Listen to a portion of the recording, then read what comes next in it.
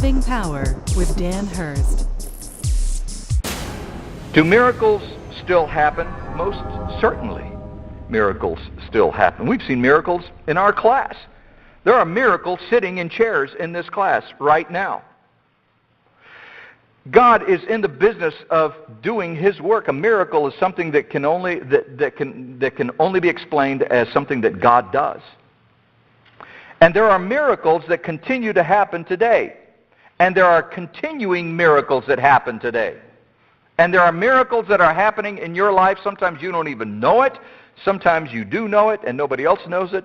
Sometimes there are bigger miracles that other people know.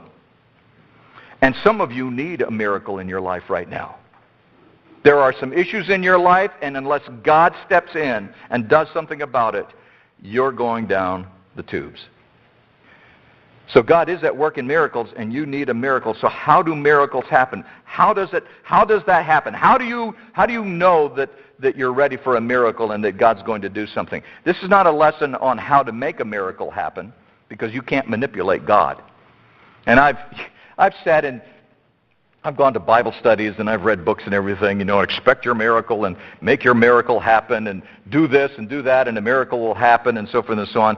And I'm going to tell you right now that you cannot force God's hand. You are not going to be able to make a miracle happen. Only God can make a miracle happen. But there are some things that you can understand about how God does a miracle, why God does a miracle, so that you can understand when God does a miracle. And one of the first things that we need to understand is that a miracle always starts with a need. A miracle always starts with a need. Now, I really believe, and I say that miracles still exist, I actually believe that there are more miracles going on today than there were even back then. And the reason I say that is because now more than ever, I believe His purpose and plan is evident and at work. I think that is such a critical part of it, and you are a part of what God is doing now. It's so incredibly important for us to understand that when God is at work, that means that He wants to use us also. And if God is wanting to do something now, and trust me, as we look at the Scriptures and what's going on, we know that God is at work and we're a part of it. He has put us here at this point, at this place, now for His reasons, and so He is up to something. So miracles do happen. Miracles are happening today. But we need to understand that a miracle begins with a need. We've studied this many, many times in Philippians 4:19. My God shall supply all your need according to His riches and glory.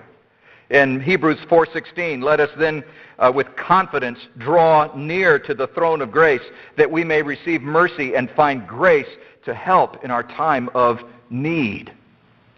A miracle always begins with a need. There has to be a need that God is going to fit and that God is going to take on and accomplish in and through your life. Because God doesn't look at a need as a weakness or as a failure. He looks at it as an opportunity. You remember when we did our study on excellence? And one of the things that we looked at was that we have a critical factor in our life, and that is that we think in probabilities, but God thinks in possibilities. We look at things that go on in our life and we think, well, probably this is what's going to happen. This is what's going to happen because this and this is happening, and so this is happening, so probably this is going to happen. And God has never said the word probably in His life, and that's a long time. God doesn't think in probabilities. God thinks in possibilities. The Bible teaches us that over and over and over and over again. Our God is the God of the impossible. He is the God of the impossible because He looks at the impossible as a possibility. He doesn't think in probabilities. He looks at things and says, what are the possibilities? And that's what God does in your life also. When God looks at the need and God looks at the problems in your life, He looks at it as possibilities, not probabilities. And so the first thing that happens with a miracle is that it's based on a need, and it's based on a need that God says, let's look at the possibilities. Let me suggest to you that you begin looking at the needs in your life as possibilities. That God can do something very unique and start just wondering, what are the possibilities here?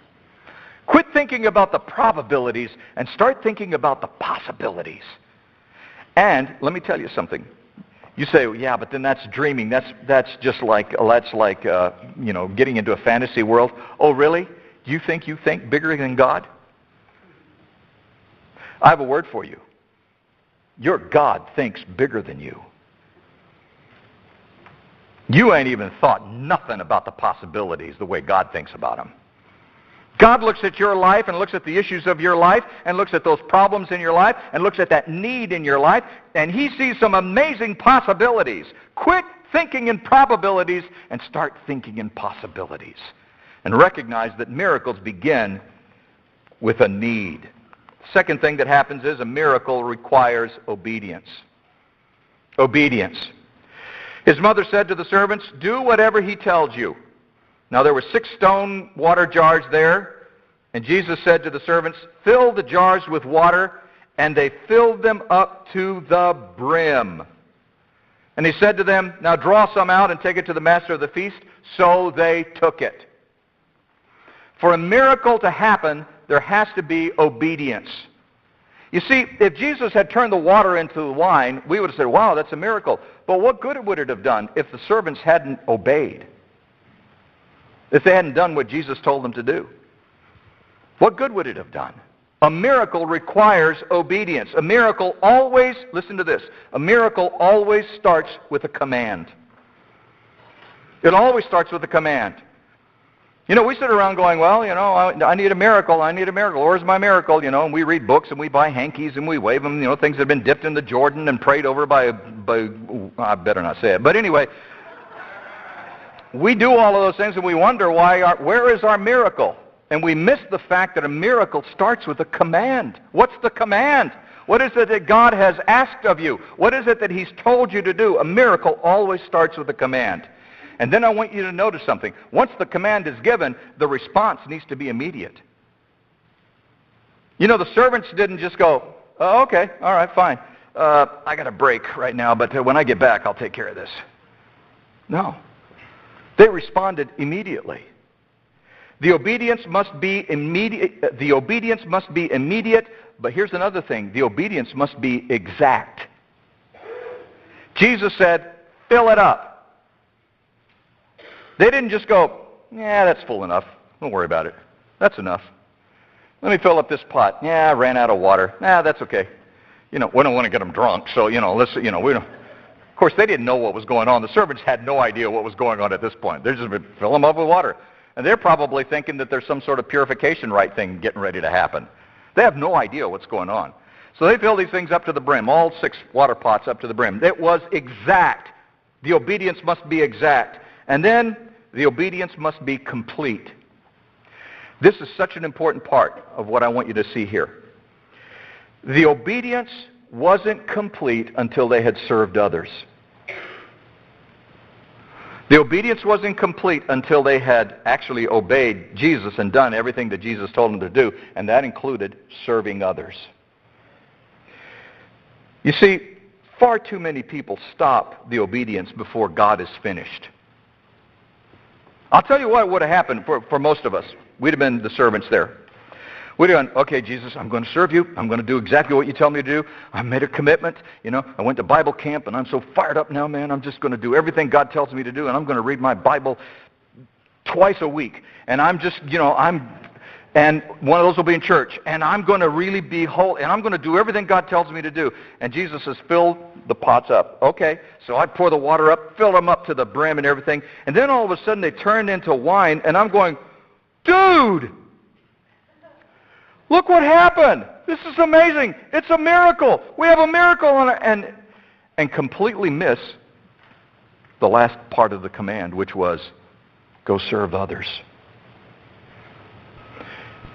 Too many people stop in the middle of the command. Too many people don't finish what it is that God tells them to do. God wasn't finished with the servants yet. They had filled up the water pot. That wasn't enough. It needed to go beyond that. They needed to serve the miracle to the guests at the wedding. Too many people wonder, what's happened? What's wrong? How come I don't have my miracle? And God's just waiting for you to finish the command. God's waiting for you to finish what it is that he's told you to do.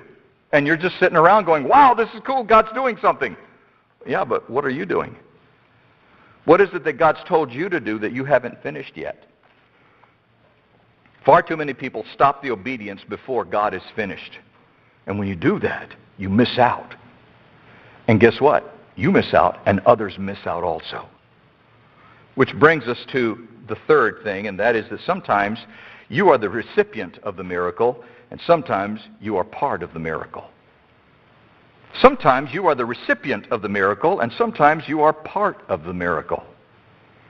Now, nobody woke up that morning and said, wow, we're low on wine, I need a miracle. That didn't happen that morning. I can guarantee you.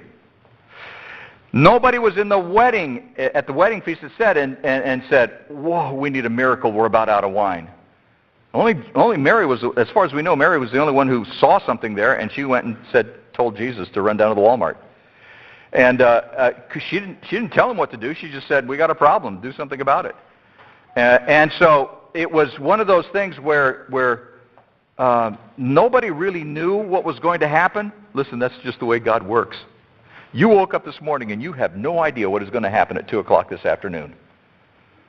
You have no idea. But here's the key. As one of God's children, you need to be ready. That God may be up to something. He might be getting ready to do something, and you may be the recipient of the miracle, or you may be part of the miracle. What is it that God's up to? Is he going to do a miracle in your life or through your life? I'll tell you something. I've had miracles in my life, and I've been parts of miracles. And being a part of a miracle is a whole lot cooler. It just is. I don't know how to explain it. But just to see God do something and know that you were in on it is just so humbling and incredibly inspiring, and it is life-changing. Yep, I've had God do things in my life and do things for me. Yes, I've had miracles in my life. But I can tell you right now that when I've been a part of what God's doing in somebody else's life, it is life-transforming for me. I love this. The servants just became part of the miracle. And how did they become part of the miracle? By just doing what God told them to do. That's it. That's it. They were servants. They weren't really spiritual people. I'll bet none of them knew John 3:16. They weren't really high, holy people. They were just servants. What's your excuse? What's your excuse? What is it that God has to do to use you in a miracle? What is it that you have to do? Well, I can tell you the answer to that. The answer to that is you have to obey. And obey completely. Sometimes you are the recipient of the miracle, and sometimes you are part of the miracle. The servants were part of the delivery of the miracle, and in doing so, the servants were part of the joy.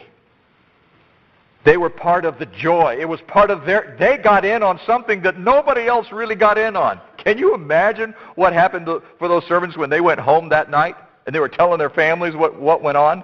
Can you imagine that discussion around the table? Can you imagine what it did to their lives the next day when they got up in the morning and they were like, I'll never be the same again. I saw something, I was part of something that God did.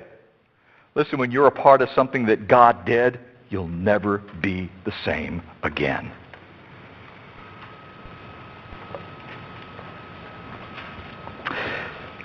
Which brings us to the fourth point, and that is a miracle breaks the barrier of the expected. It breaks the barrier of the expected. You know, there have been lots of times in my life when I've prayed that God would do something. I prayed for a miracle for somebody who, needed a miracle, or a situation that needed, just a divine act of some sort, that God needed to do something, and I prayed that God would do this. And you know what? Let me rephrase that. Never has God done it the way that I told him to do it. God has never done what I expected him to do. You know, that's when you think about that, what does that say about you?